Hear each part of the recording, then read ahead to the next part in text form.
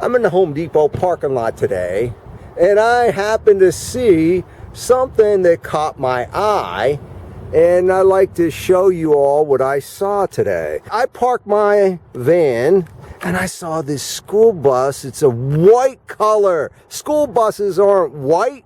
What the heck? So I'm looking at this school bus, and I'm walking around, and I look on the roof. Ah, this guy skis. And then he has a place where he could probably lay on the roof if he wants to. I ran into the owner of this vehicle. Now, why don't you tell everybody your name? I'm Preston. He is building this vehicle. He's a lot younger than me. Thank God for him, because wait till he finds out what the whole job is. But he's gotten pretty much done in this vehicle. Why don't we go inside, take a look? What do you think, Yep, Preston? absolutely. Good. I'm on my way into the school bus.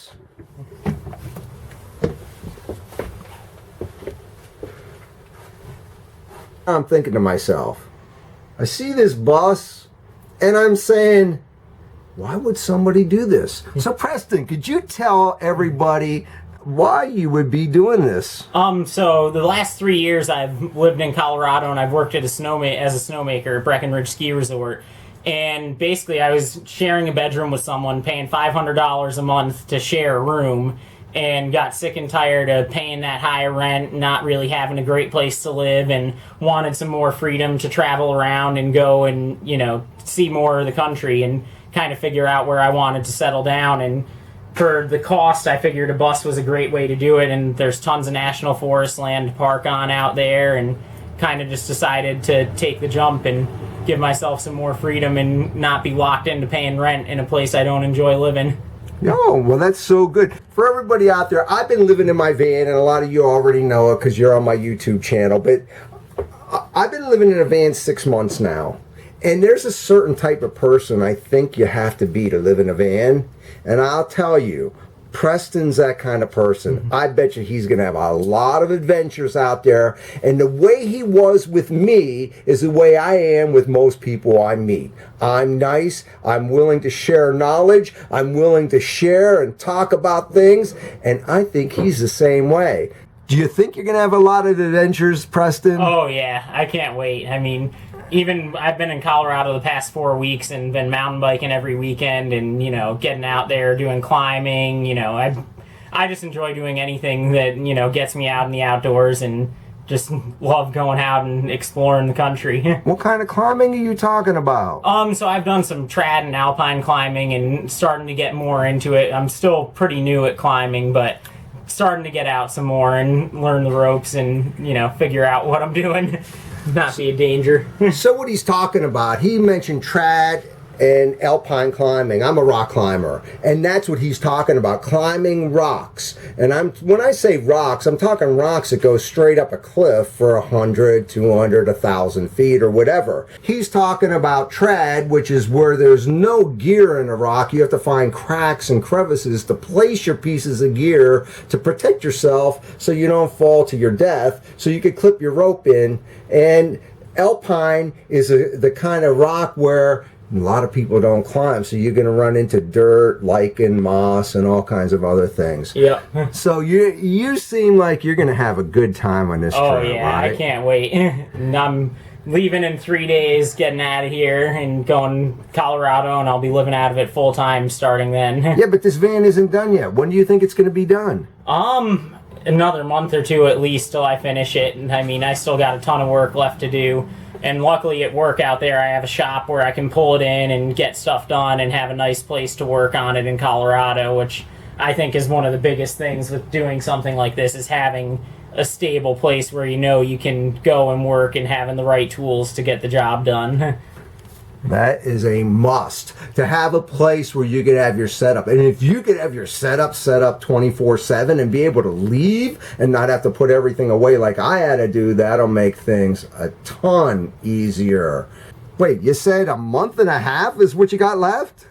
Well, I'm leaving in 3 days, but I mean, there's so much finishing touches, you know, trimming stuff out, getting molding on the floors, you know, there's a lot of little things I'd like to clean up, do better. You know, the more I've done, the more I've learned, and there's just, you know, always things that you end up wanting to change or improve, or so it's going to be an ongoing process, but I'm pretty happy with where the bus is at so far, and I think it'll be in a comfortable place for me to live in.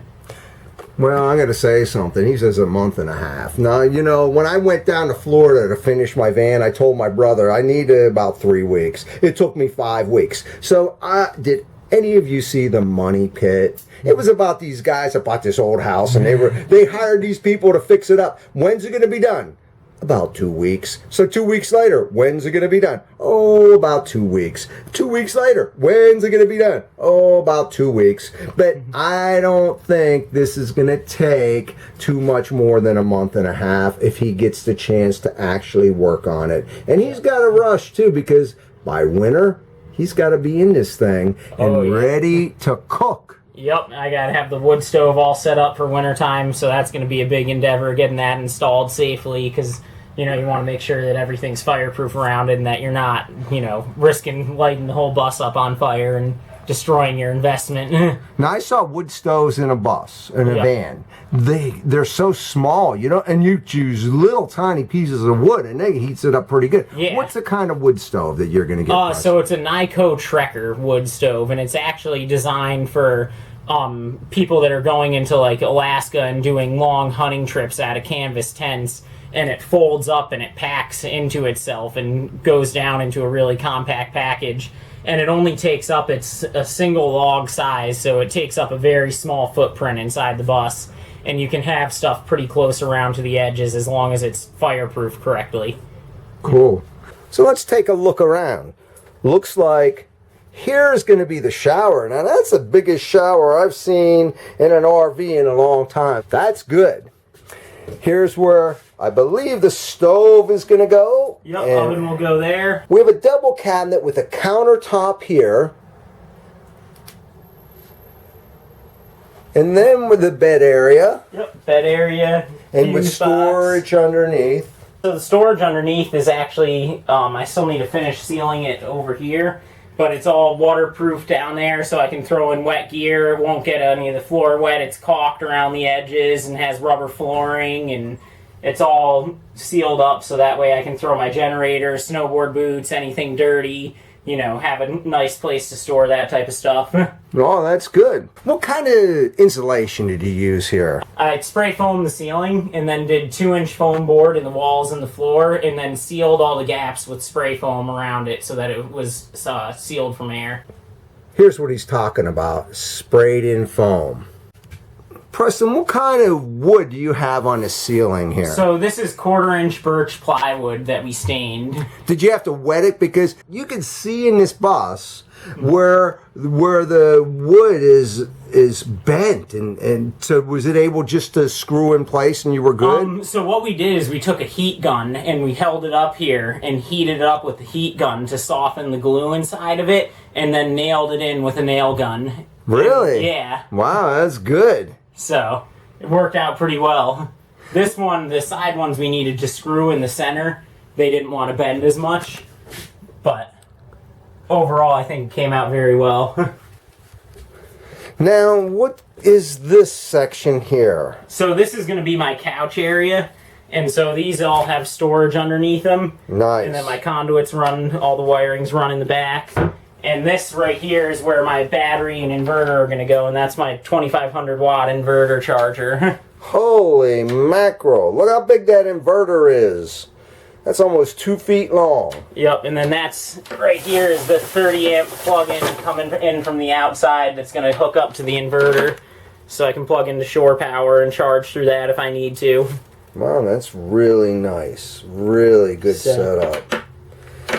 Now I see a blank section right here. What is this going to be? That's going to be my wood stove for wintertime for heat. Oh, so you're going to have to put something to protect the walls and everything. Yeah, so this is cement board right here, right now. Oh, and I'm actually going to do another layer of it and then probably some steel over the top of it to insulate everything and keep it from, you know, fireproof. And I'll build up something here to separate the couch from the wood stove area. Nice. And I chose that because being a snowboarder and all that with wet gear, I wanted to have a drier heat where propane puts out a lot of moisture into the air, I wanted something that'll be able to dry my gear pretty well. No, wait, how old are you, Preston? 25. How do you know all this stuff?